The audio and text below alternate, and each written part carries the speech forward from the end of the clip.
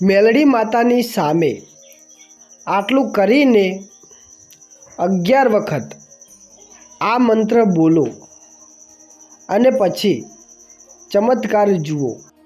વાલા ભક્તજનો, આ કળિયુગમાં સાક્ષાત દેવી ગણવામાં આવે ને તો આ મેલડી માતા, અને જે હાક અને ડાક સાંભળી અને તરત હાજર થતી।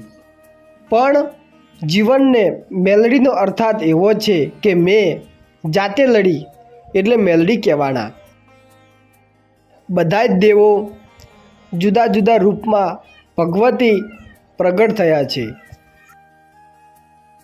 પણ જે માં મેલડી છે ને એનું પારગટ્ય એવું છે કે દૈત્ય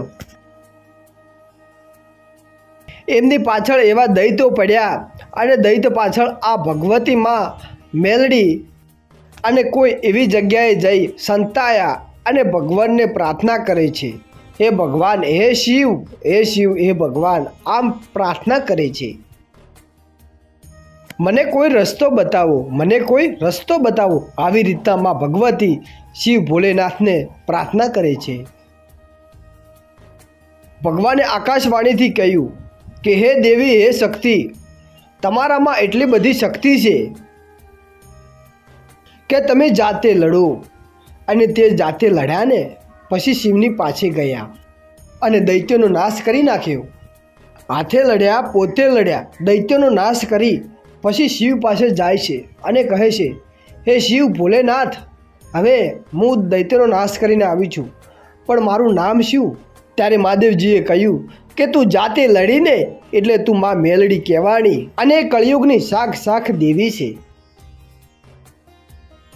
ગમે તેવું મેલું કર્યું હોય કે પછી કરામત હોય કે કાવતરું કર્યું હોય, માં મેલડી પાસે જઈને આટલું કરજો, જીવનમાં કાંટા નીકળે એમ બધા દુઃખ ફટાફટ નીકળી જશે।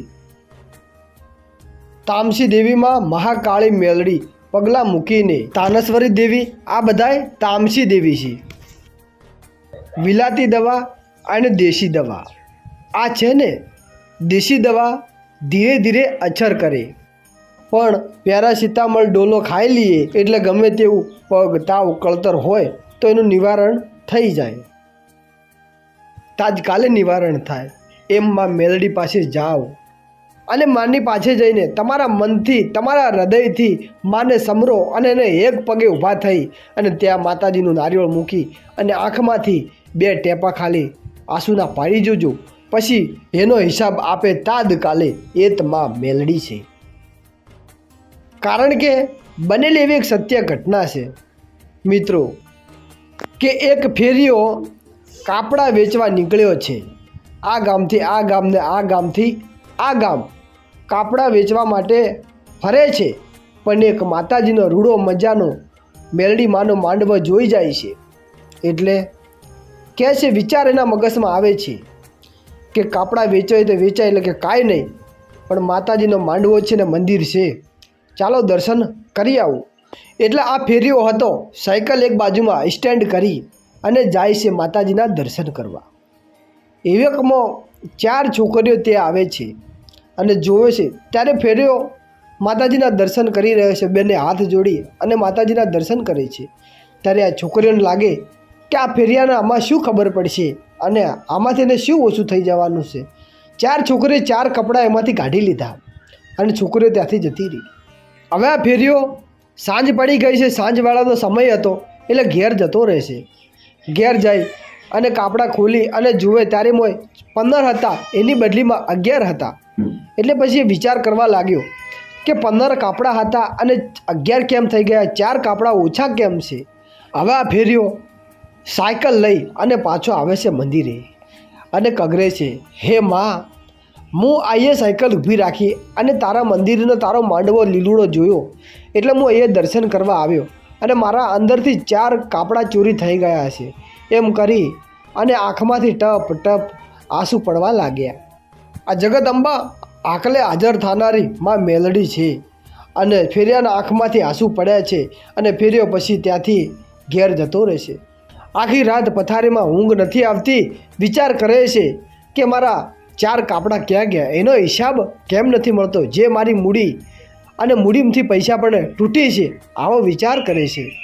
ત્યારે ફેરીઓ કહે છે, હે માં મેલડી, જો તારા મંદિરે હું સાચા મનથી આવી અને તારા દર્શન કર્યા હોય અને તારા મંદિરે મેં માથું ટેકાવ્યું હોય જો, તો માં હું કાલે સવારે જે ટાઈમે આવ્યો હતો એ ટાઈમે તારા મંદિરે આવીશ દર્શન કરવા. પણ જે મારા કાપડા 4 ચોરી ગયું છે એ 4 કાપડા પહેરી અને તારા મંદિરે લાવી અને તું ધૂણાવા લગાડજે, તો તું માં સાચી, એટલે હું તને ક્યારેય નહીં માનું. આ મિત્રો સત્ય ઘટના છે. ત્યારે બન્યું એવું કે આ 4 બહેનો હોય છે એમને એવો વિચાર કર્યો હોય છે કે આપણે અહીંથી કપડાં લઈ જઈશું અને કાલે માતાજીના દર્શન કરવા માટે આ નવા કપડાં પહેરી અને આવીશું. ત્યારે ફેરિયાને આબાનું થયું અને આ બહેનોને આબાનું થયું. ફેરીઓ જોવે છે ત્યારે બહેનો ધૂણતી આવી રહી છે. ત્યારે બધા કહે છે કે આ બહેનો કેમ ધૂણે છે? ત્યારે ભુવોજી કહે છે કે આ બહેનોએ કેમ ધૂણે છે એ તમને કોઈને ખબર નથી. આ ફેરિયાના કપડાં આ બહેનોની ચોરી કરી અને પહેર્યા છે અને આ ફેરિયાની આંખમાંથી ટપ ટપ માના મંદિરે એને આંખમાંથી ટેપા પડ્યા છે અને આ માં એને ધૂણાવે છે. ત્યારે ફેરિયો દોડી અને માના પગમાં પડી જાય છે અને કહે છે, હે માં, તું તો જગતધનની જાગતી દેવી છે અને તે માં આજે ચોરોને હાજર કર્યા છે માં. એમ કરી અને માના પગમાં પડી અને ઘણું સમરવા લાગે છે. મિત્રો, રોજ તમારે આ મેલડી માનો મંત્ર તમારે બોલવાનો છે. તમારો કોઈ પણ વાળ વોકો નહીં કરી શકે, પણ તમારે કોઈનું ખોટું નથી કરવાનું. ઓમ આઈમ ક્રીમ મેલડી નમઃ. ઓમ આઈમ ક્રીમ મેલડી નમઃ. આ રોજ જાપ કરજો અને આ રોજ જાપ કરતા હશો ને તો મેલડી તમારા ઉપર રાજી રહેશે હંમેશા. અને તમારી સાથે કોઈ પણ ખોટું કરવા જ્યારે આવશે ને ત્યારે જેમ કાપડા વેચનારા માણસને ઉગારે હોય ને તો આપણને કેમ ના ઉગારે, પણ સાચી શ્રદ્ધા સાચી લાગણીથી માને યાદ કરવાની છે તો 100% માં મેલડી તમારા હાજર આવી અને ઊભી રહેશે.